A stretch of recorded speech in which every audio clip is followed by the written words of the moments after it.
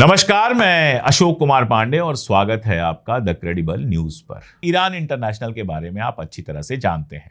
Iran international ही वो अखबार है, वो वेबसाइट है जहां से कोट करके हमारे यहाँ के टीवी चैनल आज तक ने एक न्यूज चला दिया कि ईरान में लोग खाना किस्तों पे खरीद रहे हैं। ये बात कही गई हमारे टीवी चैनल आज तक पर ईरान इंटरनेशनल को कोट करके। तब भी हमने बताया था आपको कि Iran international basically Shah Reza Pahlavi की वेबसाइट है, उनके लोगों की वेबसाइट है।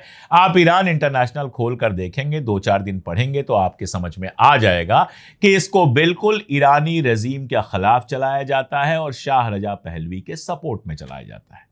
और चूंकि इसमें ईरान लगा हुआ है तो बहुत सारे लोग जो इसको नहीं जानते हैं उनको लगता है ऑथेंटिक खबर है, तो इस पर बहुत सारी चीजें फैलाने की कोशिश की जाती हैं। जैसे अभी क्या फैलाया जा रहा है, अभी यह फैलाया जा रहा है कि पेजेश्कियान साहब की जो मुलाकात हुई थी supreme leader Mustafa Khamenei, Ayatollah Mustafa Khamenei से, वो कुछ इस तरह से हुई थी कि उनको आंखों पे पट्टी बांध के ले जाया गया।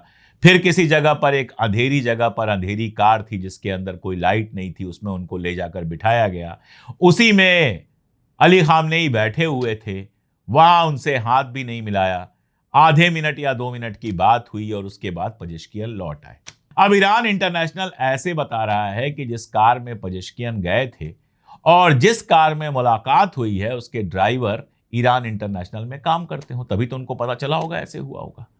लेकिन यह खबर क्यों फैलाई जा रही है? यह खबर इसलिए फैलाई जा रही है कि पेजेश्कियान जिससे मिले थे वो अली खामनेई थे कि नहीं थे, यह कंफर्म नहीं है। इनका कहना यह है, जो फैला रहे ये लगातार। अमेरिका में कहता रहा है ट्रंप की 90% चांसेस हैं कि खामनेई मर चुके हैं, जबकि इजराइल का मानना है कि खामनेई जिंदा है।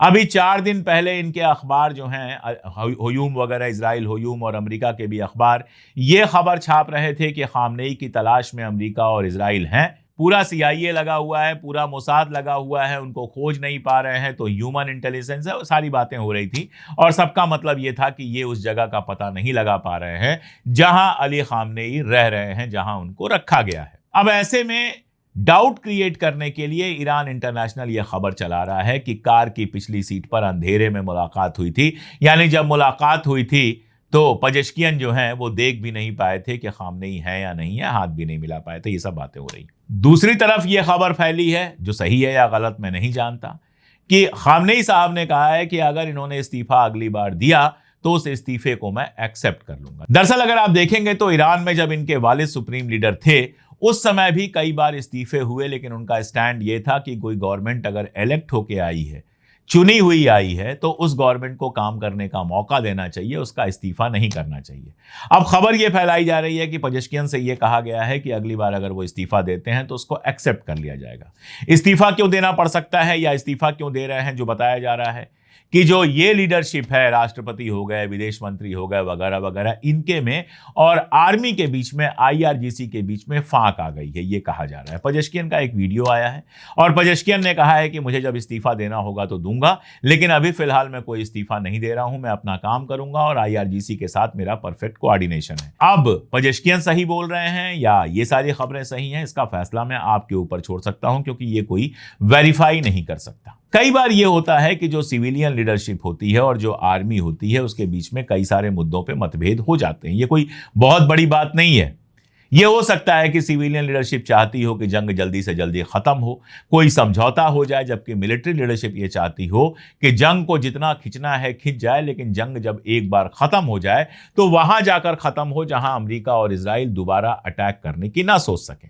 यह हो सकता है, यह बिल्कुल सीधी सी बात है जो हो सकता है, लेकिन इसको एक कॉन्स्पिरेसी थ्योरी की तरह जानबूझकर ईरान इंटरनेशनल और अमेरिकी और इजरायली अखबार चला रहे हैं ताकि दुनिया को यह मैसेज दे सकें कि ईरान में जो लीडरशिप है वो एक नहीं है और उनके बीच में दुनिया भर के फ्रिक्शंस हैं। हालांकि जो बातचीत हो रही है, जिस तरह से बातचीत हो रही है, बहुत साफ समझ में आ रहा है कि बहुत कोऑर्डिनेटेड तरीके से बातचीत हो रही है और अलग अलग बयान नहीं आ रहे हैं। सब तकरीबन एक ही बयान दे रहे हैं कि स्ट्रेट ऑफ हॉर्मुज पहले जैसा नहीं होगा।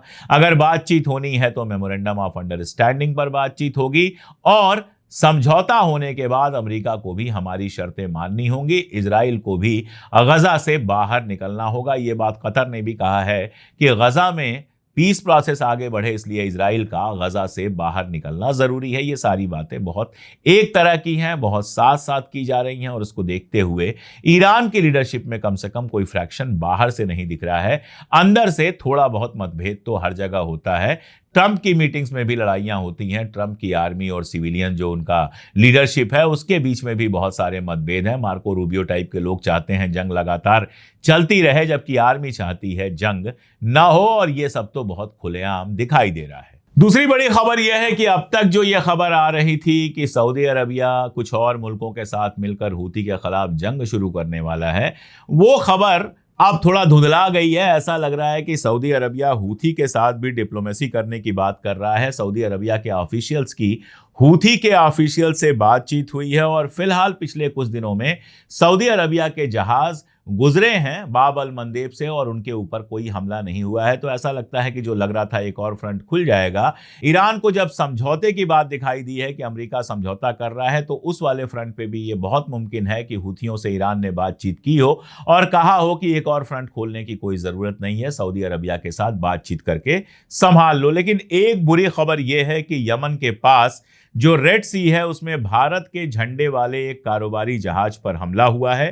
कहा जा रहा है हूथियों ने यह हमला किया, जिसमें एक सुसाइड बोट जिसके अंदर बम भरे थे वो इस जहाज से टकरा गई, जहाज डूब गया। हालांकि उसमें जो सवार लोग थे वो 13 लोग सवार थे, वो सारे इंडियंस थे, उनको बचा लिया गया है। भारत की फॉरेन मिनिस्ट्री का कहना है कि एसएसवी फैज़े नूर औलिया पर जो हमला हुआ है वो बिल्कुल गलत हमला है, और रियाद में जो भारत का दूतावास है, जो एम्बेसी है, वो इस पर नज़र बना के रखी हुई है, और क्रू की सुरक्षा के लिए जो 12-13 लोग उसमें थे जो डूबने से बचा लिए गए हैं, उसमें यमन सहयोग कर रहा है। अब ये हमला क्यों हुआ, सऊदी अरबिया से जहाज निकला था या क्या बात थी, इसके बारे में बहुत डिटेल जानकारी नहीं मिली है। लेकिन ये बुरी खबर है खासतौर पे हम हिंदुस्तानियों के लिए कि कई सारे जहाज जिस पर हमारे लोग थे उन पर हमले हुए, वो लोग मारे गए या कुछ जगहों पर घायल हुए, कुछ जगहों पर बचा लिए गए, माल का नुकसान हुआ। ये सारा कुछ क्यों हो रहा है, ये सोचने वाली बात है। भारत सरकार को ये तय करना चाहिए कि वो इस तरह के रूट से जब जहाज निकलें तो पहले से चीज़ें हो जाएं, हूथियों के साथ बात कर लें, सऊदी के साथ बात कर लें, कैसे भी करके मसले को निपटाएं। क्योंकि जहाज़ों पर इस तरह से लगातार जो हिंदुस्तानी हमला हो रहा है ये अपने आप में कोई अच्छी खबर नहीं है, ये काफ़ी बुरी खबर है। इसके अलावा गजा की स्थिति जो है उस पर भी थोड़ी सी बात कर लेना ख़त्म करने से पहले ज़रूरी है। गजा को लेकर देखिए खबर ये आई कि हमास और दूसरे जो ग्रुप्स हैं उन्होंने कहा हम हथियार छोड़ने को तैयार हैं। शर्त सबकी ये थी कि इजराइल वहां से बाहर जाए। मैंने आपको बताया कि कतर ने भी ये कहा कि गजा में कुछ भी आगे बढ़े इसके लिए ज़रूरी यह है कि पहले इजराइल अपनी शर्त माने और जो कुछ तय हुआ था सीज फायर में उसके हिसाब से वो गजा से बाहर निकले। लेकिन हम देख रहे हैं कि गजा के ऊपर उसके बावजूद इजराइल के बीच बीच में अटैक हो रहे हैं, लोग मारे जा रहे हैं, और नेतन्याहू का कहना है कि इजराइल ने अब तक उस बात पर कोई फैसला नहीं लिया है। जो बोर्ड ऑफ पीस की डिसआर्मिंग की जो पूरी पॉलिसी है कि हमास और बाकी जो वहाँ पे ऑर्गेनाइजेशंस हैं वो अपना हथियार छोड़ दें, और वहाँ की जो लीडरशिप है, वहाँ का जो एडमिनिस्ट्रेशन है, वो एक टेक्निकल ग्रुप को दे दिया जाए। उसके लिए शर्त यही थी कि इजराइल पीछे आएगा। हमास ने अपनी शर्त मान ली, लेकिन इजराइल अभी तक उस शर्त को मानने को तैयार नहीं है, गजा से अपने सैनिक हटाने को तैयार नहीं है, और जब तक गजा से इजराइल के सैनिक हटेंगे नहीं कोई फाइनल सोल्यूशन की तरफ मामला बढ़ेगा नहीं। अब ट्रंप कितना प्रेशर बनवा पाते हैं, ईरान कितना प्रेशर बनवा पाता है, कतर कितना प्रेशर बनवा पाता है, ये सब देखने वाली बात है। मुझे ऐसा लगता है कि आने वाले हफ्ते 2 हफ्ते में इजराइल को यह फैसला लेना पड़ेगा कि गजा से वो अपनी आर्मी हटाएगा और गजा में रिकंस्ट्रक्शन का काम किसी न किसी लेवल पर शुरू होगा। तो अभी जो चीजें हैं वो बहुत साफ हैं। होर्मुज सबसे बड़ा मुद्दा है। ईरान और ओमान के बीच में जो बातचीत चल रही है वो जहां पहुंच रही है मैं आपको बताऊं, पहुंच ये रही है जो जहाज वहां इंटर करेंगे, घुसेंगे, उस पर तो ईरान का पूरा कंट्रोल होगा। बिना ईरान के परमिशन के जहाज घुसेंगे नहीं। लौटने के लिए ओमान वाले रास्ते का अगर वो इस्तेमाल करते हैं तो ओमान अपनी तरफ से उनको परमिशन दे सकता है, लेकिन ईरान के साथ कोऑर्डिनेट करना पड़ेगा, बताना पड़ेगा ईरान को कि कौन सा जहाज वहां से निकल रहा है। तो जैसा मैंने कहा था कि ईरान जहाजों के अंदर आने पर और जहाजों के बाहर जाने पर दोनों पर कंट्रोल रखेगा। अब यह देखना है कि टोल वाली जो बात थी वो बात इसमें आती है कि नहीं आती है। मार्क रूबियो कह रहे हैं कि अमेरिका भी इसमें शामिल है। अब अमेरिका कितना शामिल शामिल है। ईरान अमेरिका से कितनी बातें कर रहा है ये आने वाले वक्त में पता चलेगा। इजराइल हैरान और परेशान है। इजराइल से बयान ऐसे आ रहे हैं जिसमें कहा जा रहा है कि अमेरिका झुककर समझौता कर रहा है। ये सब अमेरिका को भड़काने का मामला है। किसी भी तरह जंग शुरू हो, अब जंग में या इस भड़कावे में ट्रंप फंसता है कि नहीं फंसता है ये देखने वाली बात है। लेकिन अभी फिलहाल समझौते की तरफ बढ़ती हुई बात लग रही है। या तो समझौता होगा, अमेरिका झुकेगा, और या फिर जैसा मैंने कहा था फॉरएवर वॉर चलेगा। जब जो जैसे होगा हम लगातार आपको रिपोर्ट करते रहेंगे। आप हमारे साथ जुड़े रहिए, देखते रहिए हमारे वीडियोस, और अगर वीडियोस पसंद आए तो अपने दोस्तों और रिश्तेदारों को भी भेजिए। आज के लिए इतना ही, बहुत शुक्रिया।